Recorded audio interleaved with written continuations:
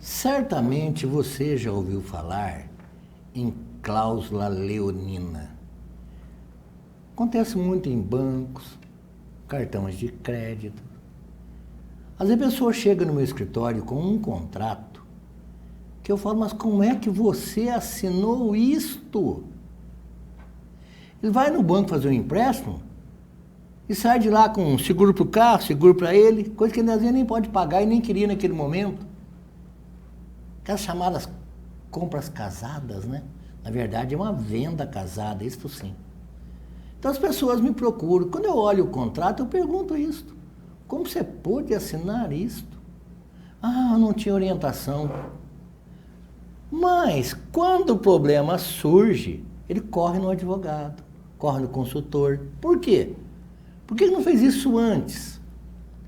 Foi quando me nasceu a ideia de trazer aqui uma pessoa envolvida em consultoria para explicar para você os riscos que você corre. Vai vender uma coisa? Consulta primeiro. Vai comprar uma coisa? Consulta primeiro. E se for um produto agrícola, por exemplo, o meu cunhado esses dias queixava para mim que o preço do café está tão lá embaixo que nem compensa mais. Nós tivemos uma ocasião que jogava o leite fora, que não começava a vender o leite. Para transportá-lo para a cidade era mais caro do que ele ganhava lá. Começaram a trocar culturas agrícolas. Eu me lembro que lá nesse mesmo meu cunhado, ele substituiu o café quando plantou cana-de-açúcar, cana-de-milho. Por quê? Porque tudo isso daí depende de orientação. Para falar sobre consultoria, aonde ela alcança, o que ela pode fazer, a especialidade dela, eu trouxe aqui um grande amigo meu de muitos anos. Aliás, tive amizade com a senhora mãe dele, a dona Romilda, com quem trabalhei em 1971 numa firma de decorações. Também tive a alegria, a honra e o prazer de trabalhar com a irmã dele, a senhora Silvana, que era naquela época uma das gerentes do Banco Real, o antigo Banco Real. Então eu conheço a capacidade da família há muito tempo. Então eu posso dizer com alegria que eu recebo aqui hoje Silvio José Ferreira. Seja bem-vindo, Silvio. Ô, doutor, muito obrigado pela apresentação, bondade do senhor. A gente tem uma grande admiração do senhor, conforme o senhor disse, há anos, né? A gente sabe da luta do senhor. Quando o senhor trabalhou com a minha mãe, ainda era estudante, né? Em 70, batalhou.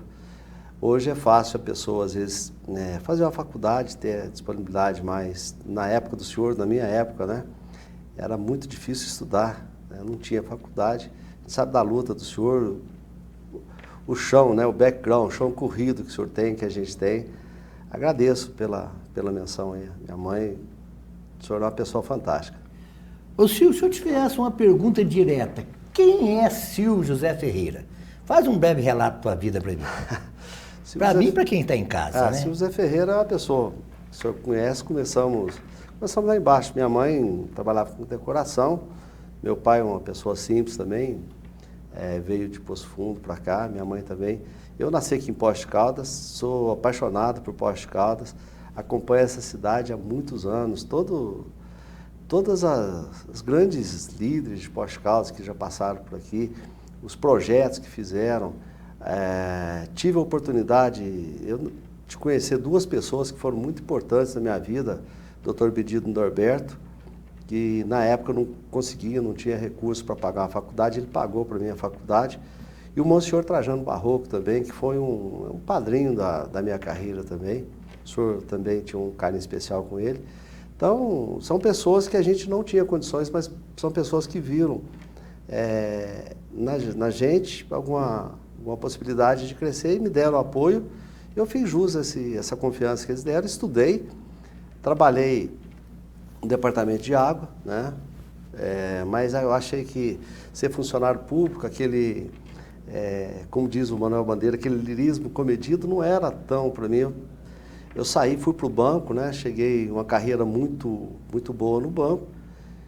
E aos 30 anos, depois de estudar, né? Eu comecei a trabalhar na área de gestão empresarial, nos vários segmentos. E um dos fortes meus seria recuperar empresas em dificuldade, empresas que já estão bem em dificuldade, dentro daquilo que o senhor explanou logo de início, né?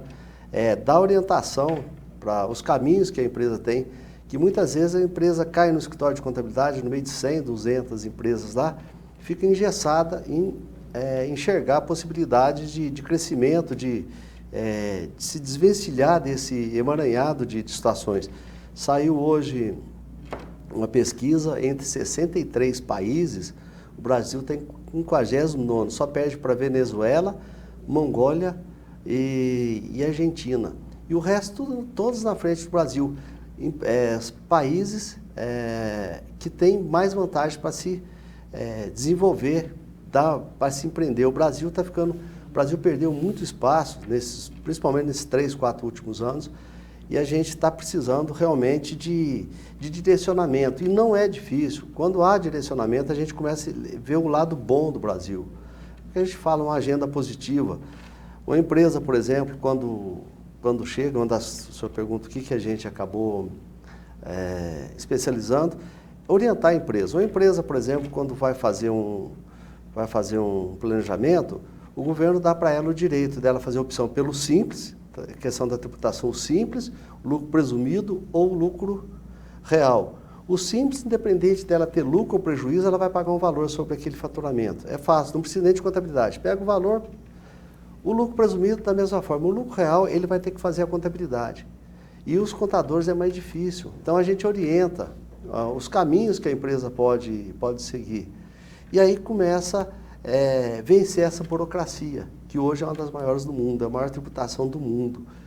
E a gente acabou especializando nessa área para orientar a empresa. Entendeu? Deixa eu entrar um pouquinho nessa seara aí. Fala um pouquinho mais do simples e do presumido.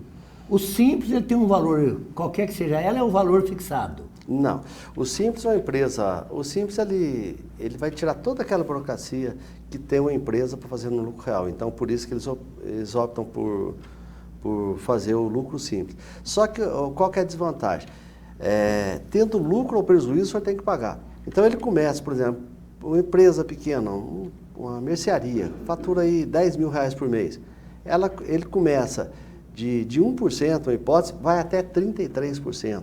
A empresa pode faturar até R$4.800.000 por ano, certo? Só que vai aumentando. Ele vai pegando sempre, somando os faturamentos dos 12 últimos meses e aplicando aquela alíquota.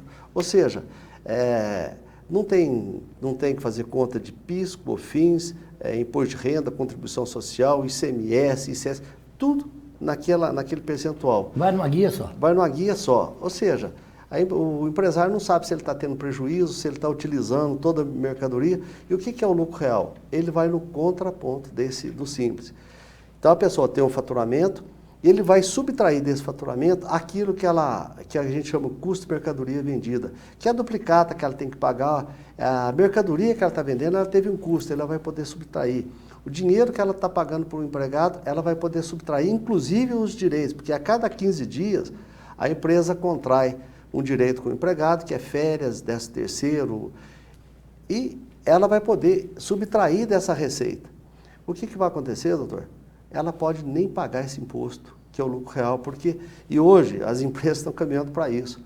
O mercado está difícil, tá? As empresas não estão tendo lucro, por que ela vai pagar, então, o imposto quando ela não teve lucro? Então, o simples entra bem nisso aí. O simples é obrigado a pagar tendo lucro ou não. É uma guia sobre o faturamento. O lucro real, não. Ele vai pegar o faturamento, vai tirar todas as despesas, se sobrar, ele paga, se não sobrar, ele não paga. Ou então, do que sobrar, ele vai pagar só... Ô, senhor, chegou uma pergunta para mim. O João Evandro perguntou o seguinte: um funcionário que ganha um salário mínimo custa quanto para uma empresa? Você já fizeram essa conta? Já, você me contrata por R$1.000. Tá. Quanto que vai custar isso por R$1.000? É simples. Para o empregado, independente dele estar no simples ou estar no lucro real, o direito do empregado é o mesmo. Se a empresa tem um empregado, se a empresa tem 10 mil empregados, os direitos trabalhistas são os mesmos. Não muda o direito trabalhista. Então, muda a tributação da empresa. Então, o que acontece? O empregado, para R$1.000, tá? Um salário de R$1.000. Então, o senhor vai pegar R$1.000, o senhor vai dividir por 12. Dividido por 12, que é um dozeavo, dá 8,33. Então, a gente transforma esse percentual. 8,33 de férias, 8,33 de 13º. O senhor vai pegar esse 8,33, divide ele por 3, dá 2,77, que é 1/3 de férias. Aí o senhor vai pegar o fundo de garantia. Ele trabalha 6 dias e descansa 1. Nesse valor está incluso um dia que o descanso semanal remunerado, que é 1/6, é 16,66. Tem muita gente que tem essa dificuldade. É simplesmente isso aí. Bom, somando tudo isso aí, mais o INSS vai dar 88%. É tão interessante essa conta, bem simples. Então, ele vai levar de R$1.000, o governo, da parte dele, o governo tira 8, 9%, ele vai levar só R$900 para casa. O empregador, ele vai ter que dar os 900 para ele, sem do governo da parte dele, né, que inteirou os 1.000, e ele vai ter que deixar guardado como provisões de férias, 13º, fundo de garantia, que é essa conta que eu fiz, mais 88. Então, ele vai ter que guardar 880, R$900. Só que para ele pagar o empregado mais esses 800, ele não pode enfiar a mão no bolso e tirar o dinheiro. Ele vai ter que emitir uma nota fiscal. Quando ele emitiu essa nota fiscal, o custo tributário no Brasil hoje gira em torno de 33%. Ou seja, vamos pensar então, R$2.700. Tira 1/3, R$900. Então, de R$2.700, ele vai tirar 900, ele vai deixar para o governo, que é os impostos daquela nota fiscal. 900 ele vai guardar, que são os encargos que ele vai ter que pagar depois para rescisão, para férias, 13º, e 900 para o governo. Então, são 3 partes quase que iguais. Uma parte do empregado, uma parte de direitos que vai ficar guardada e uma parte do governo. Então, para R$1.000, ele vai gastar 2.700. Não para aí, doutor, só para completar. Eu não posso emitir essa nota fiscal para uma empresa qualquer, eu tenho que vender alguma coisa. Quando eu vendo alguma coisa para apurar esses R$2.700 para pagar 900 para o empregado, 100 para o governo da parte dele, 900 dos encargos e 900 dos impostos, eu preciso de R$2.700. Eu não posso simplesmente emitir uma nota para uma pessoa sem vender alguma coisa. Quando eu vou vender alguma coisa, se a empresa for muito lucrativo, por exemplo, eu vendo esse copo. Eu vou ganhar, uma hipótese, eu vou ganhar 50% em cima do preço. Então, ele custa R$1, eu tenho que vender por 2. A metade de 2 é 50%. Para eu ganhar 50% para pagar tudo isso aqui, o senhor vai pegar esses 2.700, que é 900 do empregado, 100 do governo, mais 900 dos encargos, mais 900 do... Então, eu tenho que faturar R$5.400, que aí eu vou tirar o custo da mercadoria, 5.400, a metade, 2.700. Ou seja, esse empregado, ele vai estar custando. Para R$1.000, ele está custando 2.700. E para eu pagar esses 2.700, eu tenho que vender 5.400. Respondeu, doutor? Nossa! Então, isso aí pode explicar um pouquinho o desemprego também? Também. O alto custo de manter o alto custo, isso aí não tem em outro país. E o que acontece com os nossos governos hoje? Eles não estão preocupados com a gestão, não estão preocupados com o empresário, sabe? Eles estão preocupados, sim, falar, igual tem um projeto aí, que está para ser aprovado, o projeto de criminalização do Caixa 2, tá? E é uma grande preocupação. Está no processo do muro. Que não é só criminalizar, ele não criminaliza só o político, Caixa 2, não, criminaliza. Você entrou lá para comprar um alface, uma verdura, não deu nota, é crime. Então, isso aí esse medo deixa o empresário falar assim, por que eu vou gerar um emprego? Mas o problema não cabe aí. Agora eu vou falar ao senhor como advogado. Tá, o senhor consegue fazer esse planejamento, muitas empresas estão funcionando. O problema não para aí. O maior problema da empresa é o que a gente chama de insegurança jurídica. O que é insegurança jurídica? O senhor fez lá então, ele levou R$1.000 para casa, deixou a parte dele do INSS, que é 8, 9, 10, 11%, depende do salário. O senhor separou a parte dos encargos, a parte do... Tá, trabalhou um ano, ganhando R$1.000, R$2.000 por mês. De repente, o senhor é ético, o senhor não é o caso do senhor, mas existe muitos advogados que falam, olha, você saiu da empresa, vamos colocar aquela empresa na justiça. Aí, Você pode, às vezes a pessoa trabalha um ano, faz um ano, 12 mil reais por mês, ela pode ganhar até 20, 30 mil reais. Isso não está no orçamento. Então o empresário tem medo da reclamação trabalhista, que ela ultrapassa o planejamento da empresa. Essa parte eu conheço bem. No próximo bloco eu vou querer saber do Silvio a Previdência Social. O governo diz que em 10 anos economiza 1 trilhão de reais. Tem fundamento isso? Após as mensagens.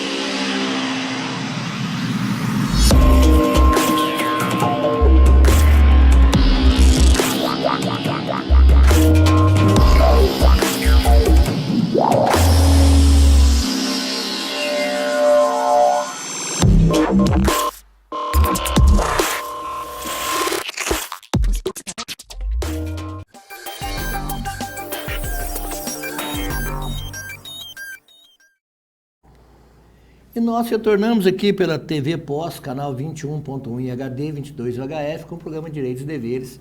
Eu recebo aqui o consultor e orientador Silvio José Ferreira, que nos fala aí, tá, aliás, me ensinando muita coisa, que a gente está vivendo, mas nem sabe que isso existe, né? Impressionante. Ele acabou de fazer um cálculo aí do direito trabalhista, que o meu escritório é um escritório criminal.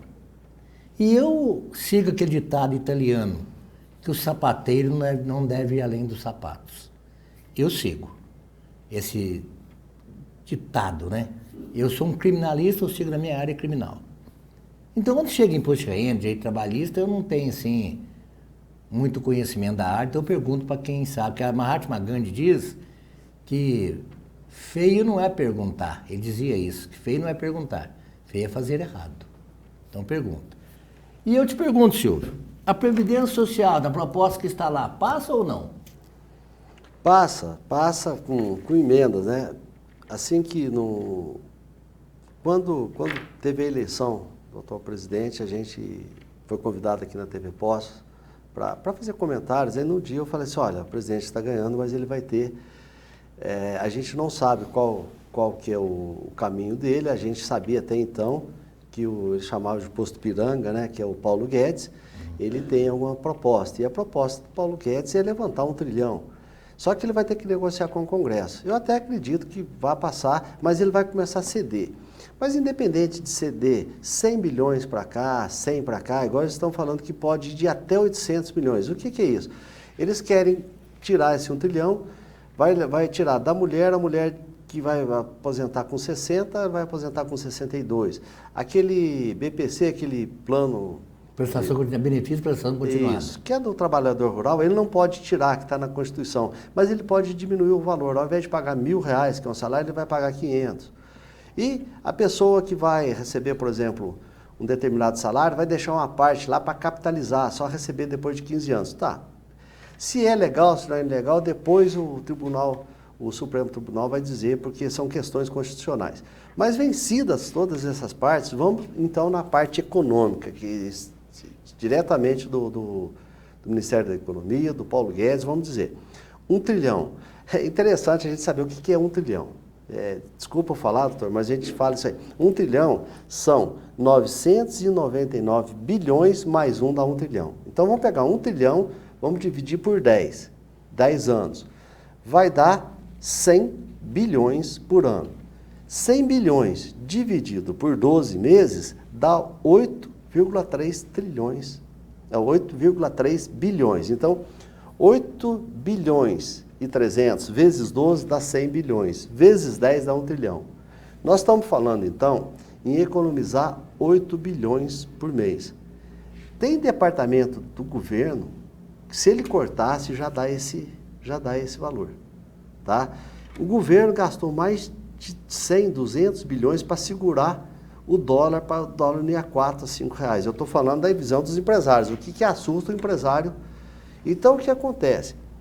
O governo, nós estamos falando, já não estamos falando, nós estamos falando em 1 trilhão para 10 anos, que significa 8 bilhões por mês. A gente economizaria isso aí de outras formas, aquecendo a economia sem mexer na aposentadoria. Então, o que eu digo é o seguinte, pode até aprovar, mas isso não é a solução para o Brasil. Está faltando gestão, está faltando plano, que é essa insegurança que a gente ainda está hoje. Isso não vai solucionar o problema do Brasil hoje. Nós temos um desemprego de 13 milhões de pessoas, certo?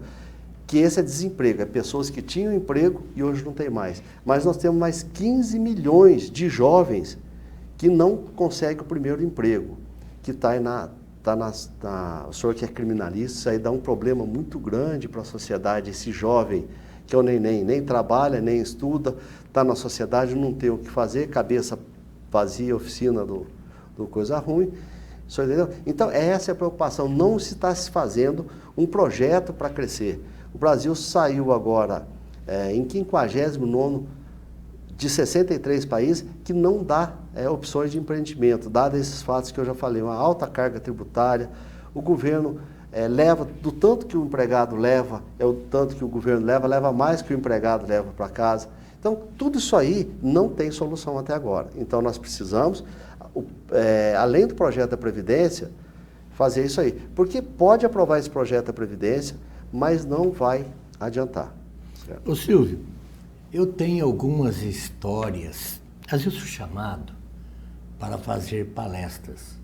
Eu faço palestras na Igreja Católica, na Igreja Evangélica, na Polícia Militar, eu faço na PUC, fiz na Unifenas, e tem convite até para outra faculdade aí. Então eu falei, olha gente, vocês têm que ver a situação como funciona. Você vai num circo, tem um pipoqueiro lá na porta. Aí você vai comprar um saquinho de pipoca, daquele pipoqueiro que está na porta. Então, quanto que é pipoca? R$2. Então tá bom, R$2. Você dá R$2 pro pipoqueiro. Sabe quem vive dos R$2? Quem fez o carrinho, quem vendeu o gás, quem vendeu o milho, quem vendeu o óleo, quem vendeu o sal e o pipoqueiro. Então 5 pessoas comem de R$2. Olha o valor do dinheiro. E certa feita, nós estamos falando desse assunto aí, porque eu sou advogado de emissora de rádio e televisão. Para quem não sabe, eu sou assessor jurídico aqui da TV Pós. Mas não é só daqui não, mais 11 emissoras, entre rádio, jornais, TV pela web, eu tenho uns clientes aí. Certa feita, uma senhora entrou com uma ação contra um emissor de rádio que eu era advogado. Eu chamei essa senhora no meu escritório e falei, escuta, eu fiz as contas aqui, você tem direito a 18 mil reais. Se você entrar na justiça, vai receber 18 mil reais. A empresa está te propondo a metade disso, 50% eu pago hoje. Ela vira e fala para mim assim, quem disse que eu quero dinheiro? Eu quero é destruir essa empresa aí, porque eu fiquei sabendo que ela vai pagar a multa porque não me deu o fundo de garantia, que ela vai pagar a multa porque não me deu o INPS, que ela vai pagar a multa disso, disso e daquilo, enfim, eu não ganho nada, meu governo enche o bolso. Eu vivi essa situação, Silvio. Eu vivi do cliente mostrar claramente que ele não queria o dinheiro da empresa, ele queria destruir a empresa. Só que ele não lembrou que nessa empresa tinha mais 40 funcionários. Então o que aconteceu? Os outros funcionários, o patrão, claro, espertamente, contou para os demais bombardearam a casa dela de telefone. Você quer fazer eu perder meu emprego? Você encrenca com a empresa? Quer que eu vou para a rua? E começaram, teve até ameaça lá para a moça. Ela que me contou depois isso. Eu não assisti isso não. Mas onde eu quero chegar com isso? Que tem funcionário que quer tanto prejudicar a empresa que não importa dele ganhar nada, o governo encheu o bolso. E você acabou de dar uma conta aí, onde um funcionário que custa R$1.000, ele vai para 2.700, vai vender mercadoria por 5.400, e eu te pergunto, onde é que vai parar isso? Vai parar nisso que você acabou de falar aí, 13 milhões de desempregados. E não venha culpar o governo Bolsonaro, não, que ele está lá há 5 meses só. Vamos ver antes também, o que estava acontecendo antes lá, porque lá a situação estava ruim também. Porque a pessoa para atacar o governo pensa 2 vezes. Você não esquece que ele está lá há 5 meses só. Mas, Silvio, voltando ao caso da Previdência. Se o governo, por exemplo, consegue aprovar a Previdência como está lá, como é que ficaria a aposentadoria, por exemplo, do homem e da mulher na proposta do governo? Na proposta do governo, mulher aos 62 anos.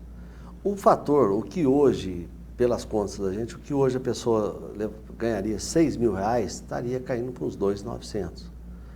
A pessoa que não pode receber menos que um salário mínimo, mas os fatores, as equações, vai diminuir muito. Então, esse 1 trilhão ele tem que tirar do trabalhador, dessa pessoa que vai aposentar. Então, o que acontece é o seguinte, não é, eu acho que a solução, o senhor foi muito feliz quando o senhor falou da pipoca. A solução do Brasil está nesse pipoqueiro. Está no cara que vende a verdura, está no açougueiro, porque quando o senhor compra 1 quilo de carne, quando o senhor vai no supermercado, compra, enche o carrinho. Eu dou assistência para uma rede grande de supermercados. O que acontece? A pessoa que comprar uma determinada marca de sabão em pó, comprou uma mais barata. Uma determinada marca de papel higiênico, comprou uma marca mais barata. Guardanapo, mais barato. Não deixou de levar o básico para casa, mas mudou as marcas. Então tem uma ciranda, nesses 3 últimos anos, uma ciranda de marcas incrível. O que aconteceu? Diminuiu o consumo, diminuiu a produção. Vamos fugir daqui, vamos lá para o Japão. No Japão, o que acontece? É um dos países que mais produz no mundo. Mas ao invés da pessoa consertar uma televisão, ao invés da pessoa consertar um rádio, ele vai comprar outro. Porque quando ele compra outro, ele está gerando emprego. Ele está fazendo a economia funcionar, que cai na história da pipoca. Quando o senhor comprou a pipoca, é o produtor rural, é a empresa de papel que fez o saquinho, e nós estamos precisando girar a economia. Então, é o que eu acabei de falar. É interessante o governo cortar gastos, mas será que esse seria a proposta? Esses 8 trilhões que vai significar em 10 anos 1 trilhão? Não é. Nós precisamos de um projeto para o Brasil crescer, tá? Para diminuir os impostos e aumentar empregos. Eu acho que o caminho seria esse. Eu recebi aqui hoje o consultor Silvio José Ferreira, como disse, amigo de muitos anos, que me ensinou muita coisa. Ele vai estar na web rádio Canção de Boiadeiro, onde esse programa também será apresentado em dia e hora que eu vou avisar. Muitas pessoas me perguntam qual é o horário que esse programa entra de forma inédita? Aos sábados, 8h30 da noite. Represa aos domingos, às 4h30 da tarde. Passa durante a madrugada na segunda, na terça e na quarta. E na sexta-feira, às 5h30 da tarde. Portanto, esse programa vai ao ar 5 vezes, sempre que ele é gravado aqui. Obrigado, Silvio. Seja bem-vindo aqui à TV Posse, ao programa Direitos e Deveres. Eu que agradeço, senhor, o respeito, o orgulho que a gente tem do senhor há muitos anos, né? Admiração. Obrigado pelo convite e a gente está à disposição do senhor quando precisar. Vamos te aguardar na Web Rádio Canção de Boiadeiro, que está transmitindo pelo Facebook. E eu quero agradecer. Gente, é de surpreender. Eu falo que o futuro do rádio está na Web Rádio. É 5 milhões de acessos, é 6 milhões de acessos. Isso deixa qualquer pessoa orgulhosa. Muito obrigado a você, da sua participação. Eu encerro por aqui, mas dizendo a você que esta é a TV Pós. Este é o programa Direitos e Deveres e eu sou Vanderlei de Mello.